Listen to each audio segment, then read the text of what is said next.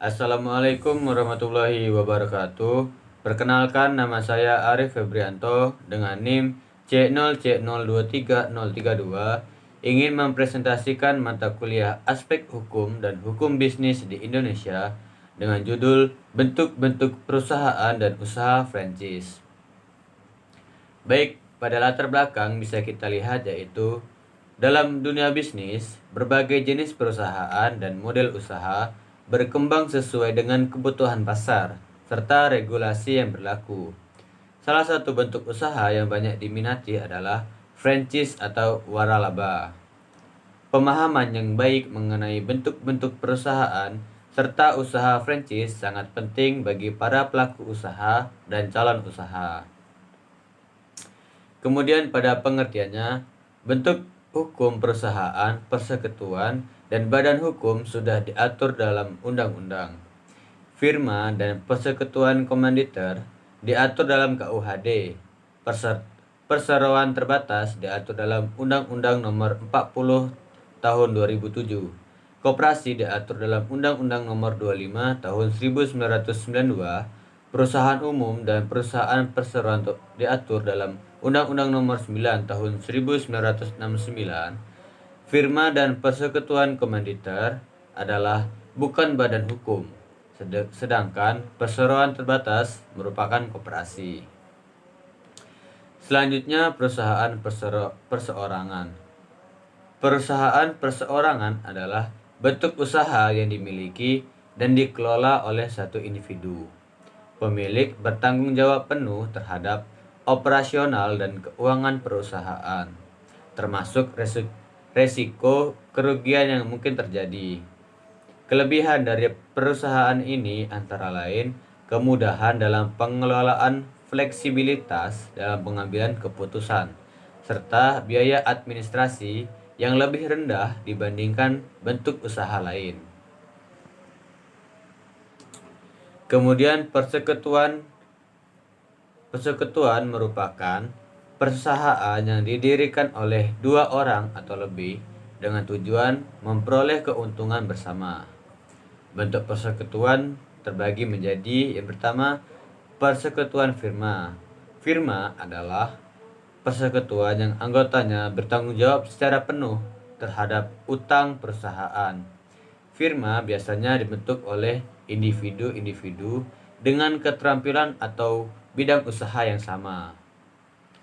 Yang kedua, persekutuan komanditer atau CV. CV terdiri dari sekutu aktif yang menjalankan usaha dan sekutu pasif yang hanya menyertakan modal tanpa terlibat dalam operasional bisnis. Selanjutnya, perseroan terbatas.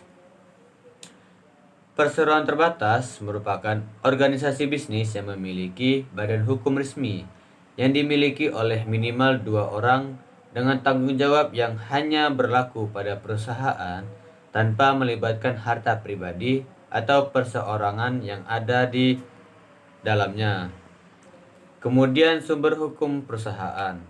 Setidaknya ada 4 sumber hukum perusahaan pada aspek hukum dalam ekonomi, yaitu perundang-undangan, kontrak perusahaan, jurisprudensi, dan kebiasaan. Kemudian kita masuk pada ruangan lingkup hukum perusahaan yang dimana meliputi 2 hal pokok, yaitu yang pertama bentuk usaha. Bentuk usaha ialah sebuah organisasi usaha atau badan usaha yang menjadi wadah penggerak setiap jenis usaha, yang biasanya disebut dengan bentuk hukum perusahaan. Yang kedua, jenis usaha.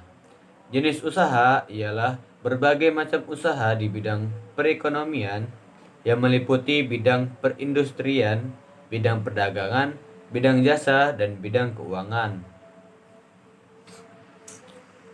Selanjutnya kita masuk pada usaha franchise.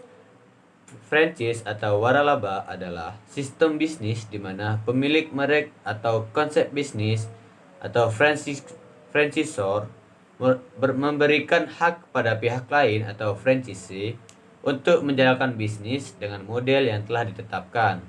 franchisee membayar sejumlah biaya kepada franchisor sebagai kompensasi atas hak penggunaan merek dan sistem operasional yang diberikan. Kemudian, jenis-jenis usaha franchise. Menurut International Franchise Association atau IFA, ada 4 jenis franchise, yaitu yang pertama, product franchise.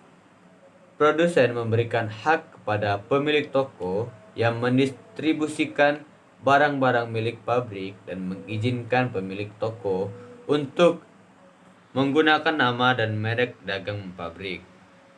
Yang kedua, manufacturing franchise. Jenis franchise ini memberikan hak pada suatu badan usaha untuk membuat suatu produk dan menjualnya kepada masyarakat dengan menggunakan merek dagang dan merek franchisor. Yang ketiga, business opportunity ventures. Bentuk ini mengharuskan pemilik bisnis untuk membeli dan mendistribusikan produk-produk dari suatu perusahaan tertentu. Dan yang terakhir, business format franchising. Ini merupakan bentuk franchising yang paling populer di dalam praktek, di mana perusahaan telah menyediakan suatu metode yang telah terbukti kesuksesannya untuk dioperasikan oleh pemilik bisnis dengan menggunakan nama dan merek dagang perusahaan.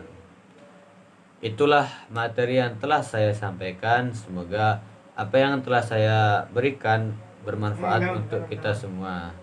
Saya akhiri. Wabillahi taufiq wal hidayah.